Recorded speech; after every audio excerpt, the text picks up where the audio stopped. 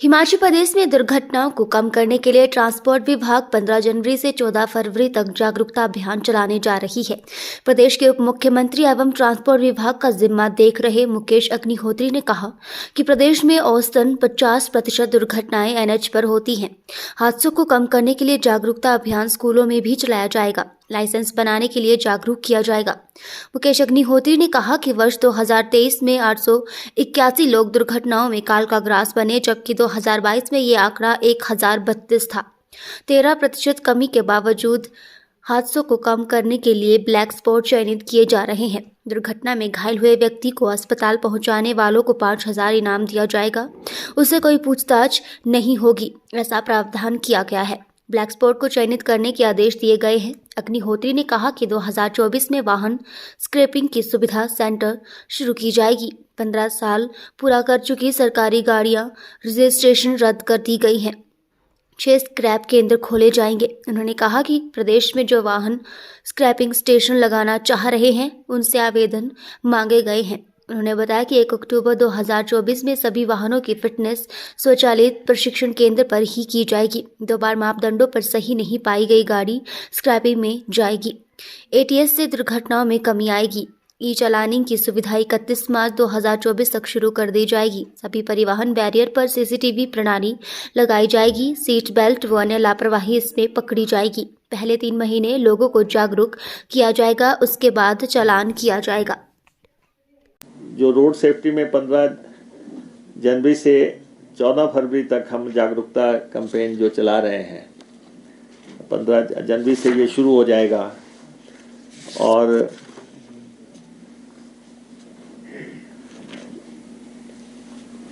हालांकि हमारे एक्सीडेंट्स जो रेशो है उसमें 13% की डिक्रीज आई है, लेकिन हम इसको कोई तुलनात्मक विवरण के साथ नहीं चलना चाहते हैं। हम चाहते हैं कि एक्सीडेंट को जितना हम रिड्यूस कर सकें।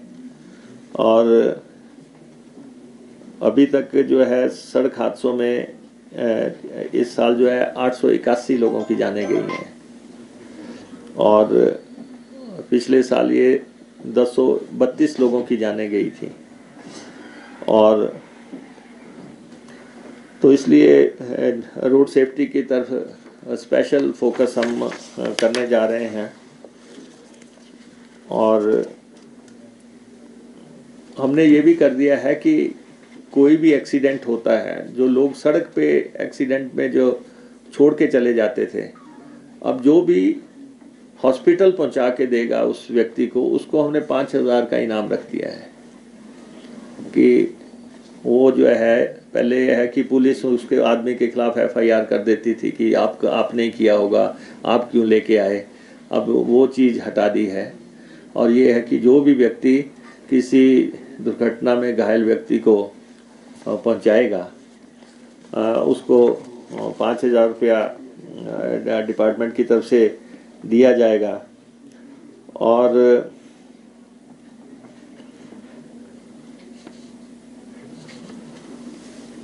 और ट्रैफिक रेगुलेशन के नवीनतम प्रणाली के तहत जो है, हमने पुलिस डिपार्टमेंट को काफ़ी पैसा दिया है। हम चाहते हैं कि उस पैसे को तत्काल खर्चा जाए। वैसे प्रदेश में अभी तक पुलिस विभाग द्वारा ये जो है ट्रैफिक रेगुलेशन की जो प्रणाली है, intelligence traffic management system ITMS, 47 जगह स्थापित की जा चुकी है। और पुलिस को हमने शायद 8-8.5 करोड़ रुपए के आसपास पैसा दिया है। आप देखते हैं कि पुलिस के लोग अपने यहाँ बॉडी पे कैमरा लगा के रखते हैं, या कोई और उनको कोई रेगुलेशन का काम करना है, गाड़ियाँ खरीदनी है, क्रेन्स खरीदनी है, कुछ और इंटरसेप्टर्स करने हैं। और हम अपने डिपार्टमेंट में भी 15 इंटरसेप्टर लगाने जा रहे हैं। 15 गाड़ियाँ जो है जगह जगह जो है ये चेक करेंगे कि लोग अपने ट्रांसपोर्ट के नियमों का पालन कर रहे हैं कि नहीं कर रहे हैं। और हमारी कोशिश है कि हम कार्यशालाएं लगाएं, सड़क सुरक्षा पर प्रिंटेड सामग्री वितरण करें। और ये हमने तैयार भी ये प्रिंटेड सामग्री हमने तैयार भी कर दी है, जिसमें आप देखें कि सारा वाहन धारकों चालकों के लिए सड़क सुरक्षा चिन्ह और संकेतावली जो है ये हमने बुक छपवा दी है। और इसके अलावा सड़क जानकारी एवं मार्गदर्शिका ये हमने छपवाई है। और ये हमने ऐसे पैम्फलेट्स भी छपवाए हैं कि अगर आपकी ओवरलोडिंग होती है तो आपको कितना पैसा देना पड़ सकता है। ये लिखा है ओवरलोडिंग का जुर्माना 20,000, प्रथम टन पे 20,000 का जुर्माना होगा। फिर जो बस चालकों के जो कर्तव्य हैं या विभाग का जो काम है, ये सारे हर चीज़ इसमें जो है, हेलमेट नहीं लगा के जाना, शराब पी के चलाना या जो है बेल्ट ना लगाना, हर चीज़ इसमें कवर्ड है। और उसमें लोगों को हम बांट रहे हैं पूरे प्रदेश व्यापी, ताकि उनको जानकारी हो सके।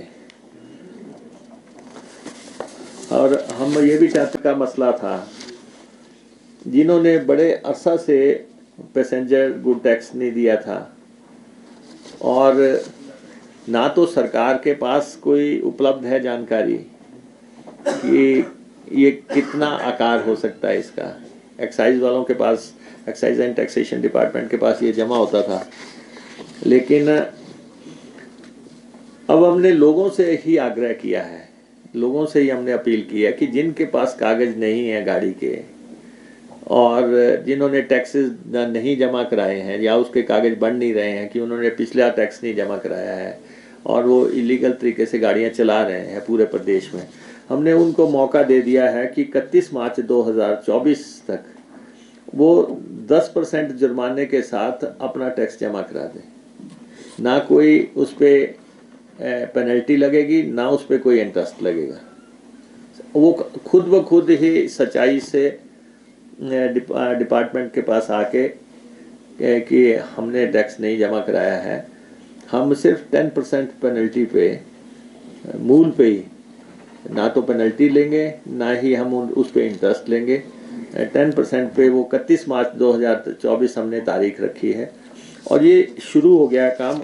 अभी शुरुआती जो है कुछ दिन हुए, हमें 50 लाख रुपए इसमें जमा हुए हैं अभी तक, ताकि प्रदेश में जो है लोग सही तरीके से काम कर सकें और उनकी गाड़ियां लीगल तरीके से चल सकें।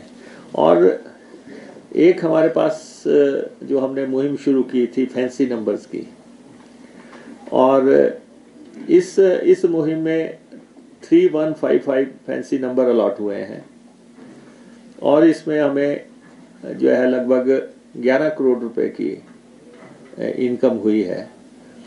और पहले ये था कि एक नंबर सिर्फ सरकारी गाड़ी को मिलेगा, अब हमने ये प्राइवेट लोगों के लिए खोल दिया है और इसमें भी जो हमारी मिनिमम बिड वैल्यू है वो हमने 5 लाख रखी है, 5 लाख रखी है। और 5 लाख से ऊपर ही आ रहे हैं, जितनी भी बिड्स आ रही हैं ऊपर ही आ रही हैं लगातार। तो आम आदमी जो कि नंबर के शौकीन हैं वो उनको अभी तक 5 नंबर सिंगल एक नंबर जो है जो इन्होंने खोले थे, अभी लिमिटेड खोले थे, तो 5 नंबर अभी तक अलॉट हुए हैं एक नंबर, और जिससे कि एक नंबर में 35 लाख रुपया हमें हासिल हुआ है।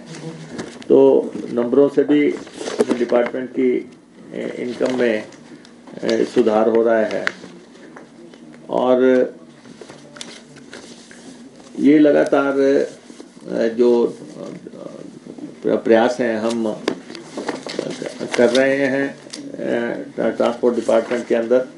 और चंडीगढ़ से केलंग तक जो है ये रूट पूरी तरह चार्जिंग के लिए एस्टेब्लिश कर दिया है।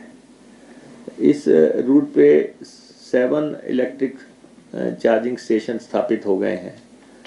तो एक जो फियर होता है लोगों के माइंड में इलेक्ट्रिक गाड़ी को लेके कि कहीं खड़ी तो नहीं हो जाएगी, कहीं ऐसा तो नहीं है चार्जिंग की फैसिलिटी ना मिले, तो इसलिए हमने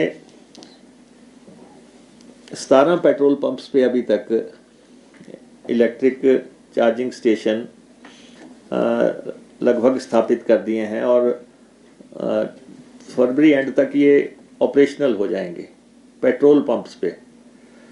और 36 पेट्रोल पंप्स पर स्थापित करने के लिए इंडियन ऑयल कॉरपोरेशन और दूसरी लोग जो हैं उन्होंने इंटरेस्ट दिखाया है और वो लोग स्थापित कर रहे हैं। और 55 स्टेशंस हमने सरकारी क्षेत्र में आइडेंटिफाई किए हैं, यहाँ पे सारी मूलभूत सुविधाएं भी स्थापित हो जाएंगी, जहाँ पे जो है चाय वगैरह का जो है वे साइड एमिनिटीज़ जो होती हैं वो साथ में स्थापित करके चार्जिंग स्टेशन लगा के, और इसके लिए भी हमने जो है इच्छुक निवेशकों से एक्सप्रेशन ऑफ इंटरेस्ट इनवाइट कर लिए हैं। 55 स्टेशन पूरे प्रदेश में हमने आइडेंटिफाई किए हैं जहाँ पे लोग ये लगा सकते हैं और इस योजना के तहत अपने को ला सकते हैं, क्योंकि नया फील्ड है तो लगातार पब्लिक की इन्वॉल्वमेंट हम कोशिश कर रहे हैं। हाँ, वो जो हमारा रोपे डेवलपमेंट कॉरपोरेशन है उनके साथ जो है हमारा समझौता हुआ है और वो इस काम पे लगे हैं। और उसके बाद 234 नए रूट्स पे जो है हमने आवेदन मांगे थे बसें चलाने के लिए, और ई बसेस या ऑब्लिक सामान्य बसेस को जैसे भी लोग चलाना चाहें तो हमने आवेदन मांगे थे। हमें अब तक 1263 आवेदन मिले हैं 234 रूट्स पे। प्राइवेट लोगों को हमने इनवाइट किया है कि आप आएँ और बसें चलाएं यहाँ पे, और इसमें 1263 लोगों ने अप्लाई किया है और 50 प्लेस हैं जहाँ पे किसी का भी जो है हमें एप्लीकेशन नहीं आई, उनको हम फिर से एडवर्टाइज कर रहे हैं ताकि वहाँ पे लोग अप्लाई कर सकें। तो यूथ के लिए चाहे वो ई टैक्सीज का प्रावधान है, चाहे ये प्राइवेट रूट्स पे गाड़ियाँ डालने का है, तो हम कोशिश कर रहे हैं कि लोग आएँ और हमारी इस मुहिम से जुड़ें। और इसके अलावा हमने ज़ीरो टॉलरेंस की बात हमेशा से की है, और ये भी जो है ई चलानिंग का जो सिस्टम है वो 31 मार्च 2024 तक पूरी तरह इस्टेब्लिश कर दिया जाएगा।